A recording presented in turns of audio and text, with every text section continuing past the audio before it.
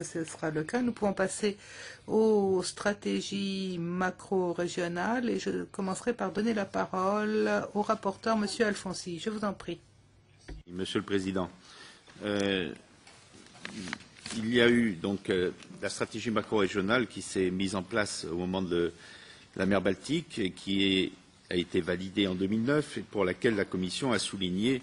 l'intérêt de ce nouveau mode de coopération qui, depuis, s'est étendu au bassin du Danube, avec, là aussi, le sentiment qu'il y avait, à travers ces stratégies macro-régionales, un champ nouveau pour la politique de cohésion en Europe et que ce champ nouveau s'exprimait sur un développement à base territoriale. Pour l'avenir, nous savons que la Commission propose que le volet transnational de la politique de coopération territoriale soit renforcé, de façon notamment à soutenir ces nouvelles politiques macro-régionales. Et enfin, plusieurs projets de macro-région sont avancés. La Commission, dans son rôle de coordination, doit aider à mettre en place une gouvernance durable et doit aider à définir des critères communs, des indicateurs mesurables pour permettre d'en évaluer la pertinence. Aussi, le rapport propose à notre Commission et à notre Parlement d'approuver l'approche macro-régionale des politiques de coopération territoriale car il estime que les projets de coopération territoriale et l'outil même du GECT auront une meilleure plus-value grâce à la vue d'ensemble qu'apportent ces stratégies macro-régionales. Et de la même façon, nous aurons une meilleure synergie avec les stratégies communautaires telles que les réseaux transeuropéens de transport ou la politique maritime intégrée. Et cela permettra aussi d'impliquer de façon plus coordonnée des instruments tels que la BEI. Ces stratégies macro-régionales doivent s'appuyer sur une gouvernance multiniveau avec une très forte implication du niveau local et régional et elle doit aussi donner aux politiques de voisinage et de préadhésion un cadre propice à davantage d'efficacité. Alors d'autres stratégies macro-régionales, des stratégies macro-régionales sont en cours, je le disais, elles doivent être renforcées.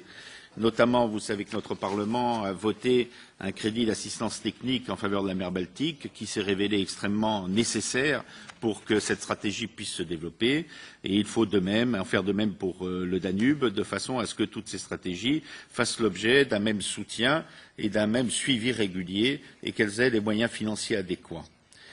Les futures stratégies macro-régionales telles qu'elles arrivent doivent être considérées dans une prospective d'ensemble que la Commission doit, selon nous,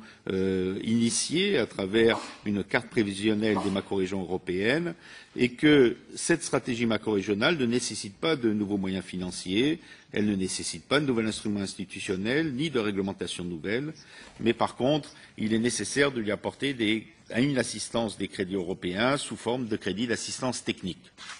de façon à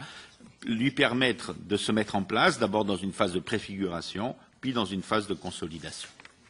Ce rapport traite aussi de l'importance de l'espace de la Méditerranée en Europe, qui est une importance évidemment très ancienne, mais c'est important d'y venir car une approche macro-régionale permettrait, dans cet espace qui est vital pour l'avenir de l'Union, de définir un projet d'ensemble qui permettrait de sortir de la crise actuelle et qui permettrait aussi de répondre davantage aux attentes de tout son voisinage, notamment le voisinage des peuples de la rive du Sud. L'espace méditerranéen est en effet un tout cohérent, avec un même bassin culturel et environnemental, avec des caractéristiques communes du fait du climat méditerranéen. Nous avons les mêmes productions agricoles, les mêmes problèmes de ressources en eau, l'abondance par contre des ressources en énergie nouvelle et renouvelable, notamment l'énergie solaire, il y a l'importance du tourisme, les mêmes risques face aux catastrophes naturelles, etc.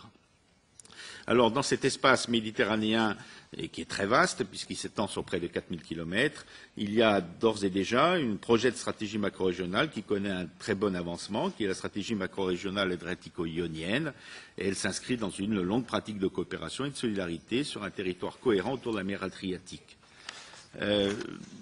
Il est donc proposé que la Commission soutienne l'idée de la mise en place d'une stratégie macro-régionale pour le bassin méditerranéen, et que cette stratégie macro-régionale doit permettre de donner à la partie européenne du bassin méditerranéen un cadre structurel fort et d'ouvrir ce cadre structurel aux pays du voisinage ou aux pays en phase de préadhésion et que cette stratégie macro-régionale aura pour effet d'élever notablement le niveau politique et opérationnel de la coopération territoriale dans cette zone. Il souhaite que la stratégie macro-régionale adriatico-ionienne soit rapidement approuvée par le Conseil, vu son degré d'avancement, et de façon à concrétiser un premier pas dans la mise en place d'une stratégie globale en Méditerranée, stratégie globale qui devra s'appuyer sur des initiatives en Méditerranée occidentale et en Méditerranée orientale, la coordination de toutes ces initiatives permettant d'avoir une vue d'ensemble sur l'ensemble du bassin méditerranéen, et que cette vue d'ensemble sur l'ensemble du bassin méditerranéen pourra se mettre en synergie, et cela a été constaté lors de la préparation de ce rapport par l'appui qu'ils apportent à cette idée, avec les priorités définies par les organisations régionales et internationales, notamment l'Union pour la Méditerranée. Alors, pour conclure, nous pensons qu'il est temps que le Parlement, par sa délibération et par le vote de ce rapport, encourage la volonté de coopération qui se fait jour actuellement dans l'espace méditerranéen et que nous avons pu constater lors de l'élaboration de ce rapport. Et puisque le calendrier fait que le prochain semestre sera sous la présidence d'un État fortement impliqué dans l'espace méditerranéen, puisqu'il s'agit de Chypre, et je crois qu'il serait intéressant que cette future présidence chypriote se saisisse de ce projet pour le favoriser. Voilà, merci.